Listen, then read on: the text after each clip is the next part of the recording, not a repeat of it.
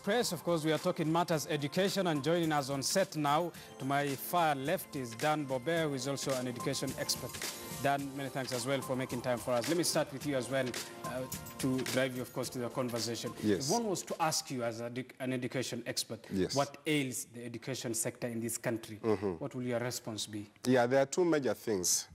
One is lack of a person who can lead the education system or the education sector in a strong way, just like Dr. Matiang'i was doing, because we have good programs coming from the ministry, but it seems most of these programs are either being hijacked or there's no strong leadership to lead the programs. Secondly, we lack a serious person in terms of communication. And I will say the Ministry of Education does not have a good communication unit, because most of the programs they're introducing are new but important, and therefore they need to inform the public that this time we are going to do this and that.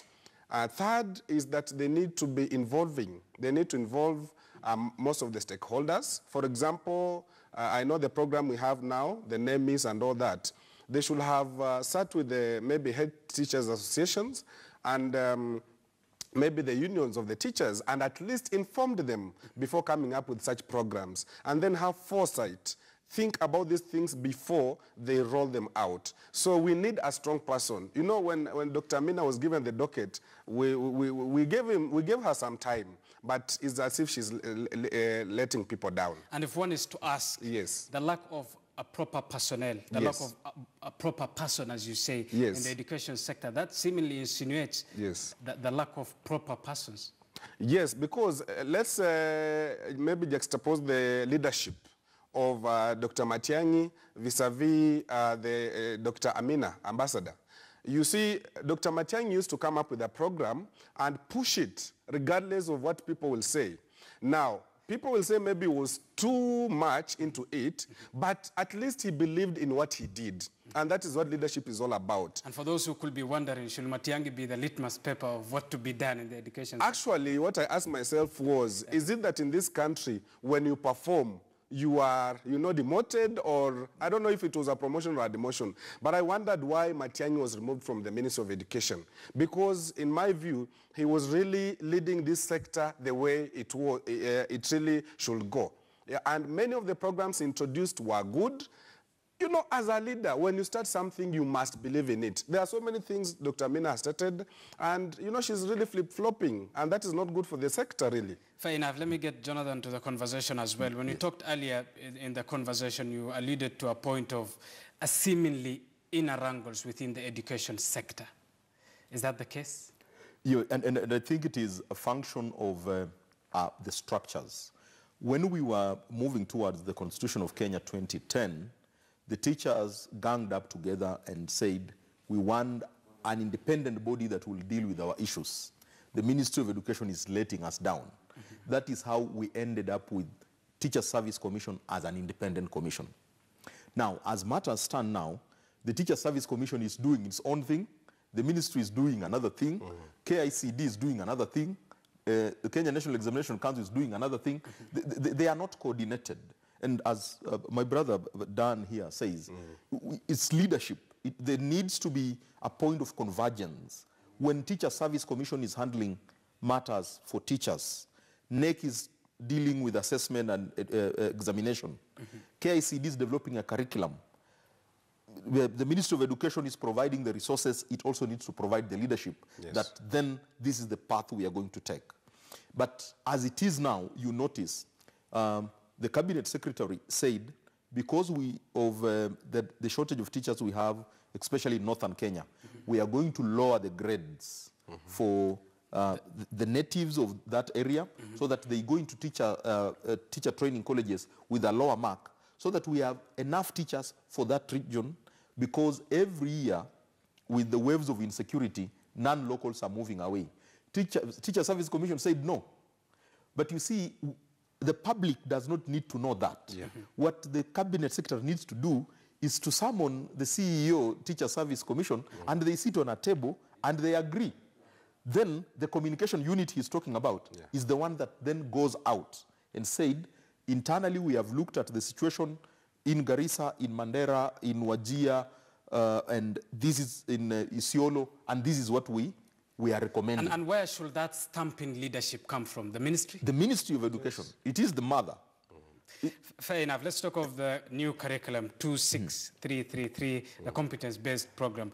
On the 11th of December, of course, Amina said that the rollout was to be held until 2020. On the 17th of December, she made a U-turn, saying that the implementation will start with this new, of course, academic calendar.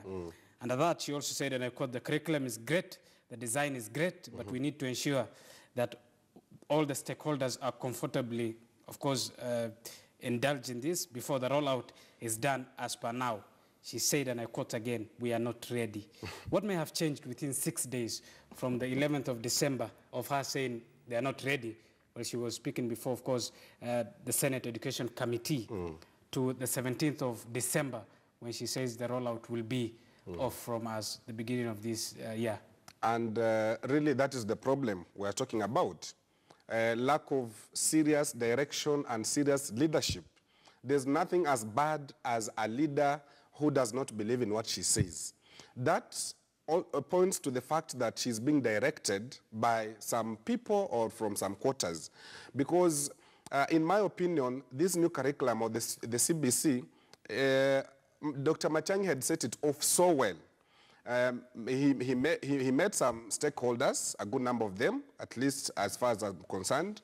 I remember there was a meeting where he came up. First of all, the teachers' unions were against, and I remember there was a meeting, they came out, the Secretary General, that is Mr. Sosion, came out holding hands with Dr. Matiang'i, and they said, we are going to pilot for grade 1 and 2. That was last year. And so we had set off the system very well. The publishers were asked to start publishing books for the CBC. And so the system was going on well. Teachers have been trained the whole of last year for grade 1, 2, 3. And even starting from 2016, 2017, they have been trained. Then now Dr. Amina comes before the Senate committee to say that we are not ready. Now, she talked of after some time she talked of another piloting year, which will have been disastrous in my opinion, because piloting is the worst thing you can ever do. You know, piloting is like we are really just testing waters, and that is a whole year for a child. And then later, she comes and says, let us continue, full throttle. So we are saying there's lack of leadership. But in my opinion, CBC, as you pointed out, she said, is a good system. And for me, I think we should go on with it. And I'm happy at least, whether she was controlled or whatever, at least she was told, let it go on. Many a times when we discuss the U-turns, often fingers are being pointed to, of course, Ambassador Amina Mohammed, the Education CS. Yes. But could it be more than that? Could there be a sense of the practicalities involved in the new curriculum being difficult and hard? Yeah, but I think I want to disagree with my brother here with the idea, Amina saying that we may need another year. And there looks to be some invisible hand, as he's saying, in manipulating Amina on some of the statements, contradicting herself day after another and making too many U-turns. But as it is, I can tell you that in the Ministry of Education itself, it's only curriculum support officers who are at the lowest zone level who understand what CBC is.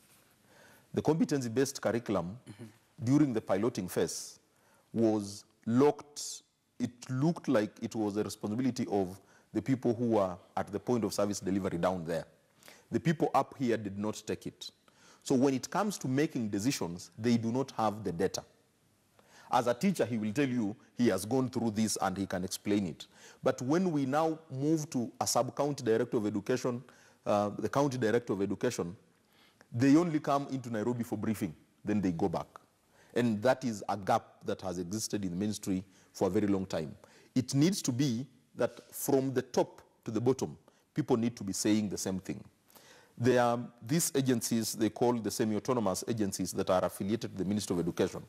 They need to be making their contribution and channel that communication seamlessly so that we do not have gaps. As it is now, we do not have enough teachers who have been trained to implement CBC. We are going to have teething problems. The concept for CBC, you know, it is not, when people offer criticism, let it not be that they are opposed to what is happening. It is just that they are seeing things that need to be attended to. And for me, what needs to happen?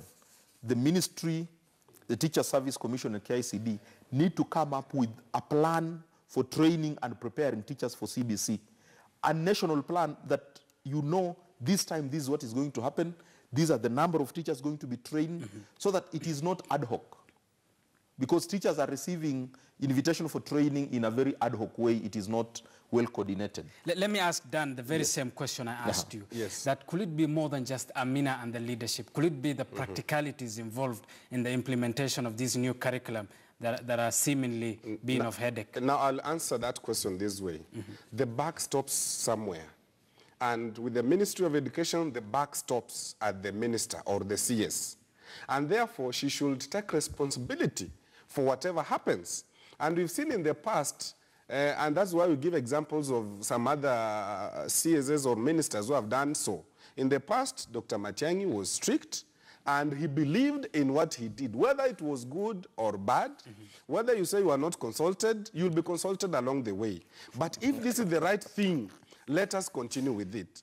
And okay, for example, my friend has said very well that these are semi-autonomous bodies under the ministry. TSC cannot be above the CS, you know? The TSC should not direct the CS. So the final say should come from the ministry. The final say should come from the ministry. But just in a second, I want to say for the CBC, I want to say I met somebody who actually is a trainer of those teachers from grade 1 to grade 3.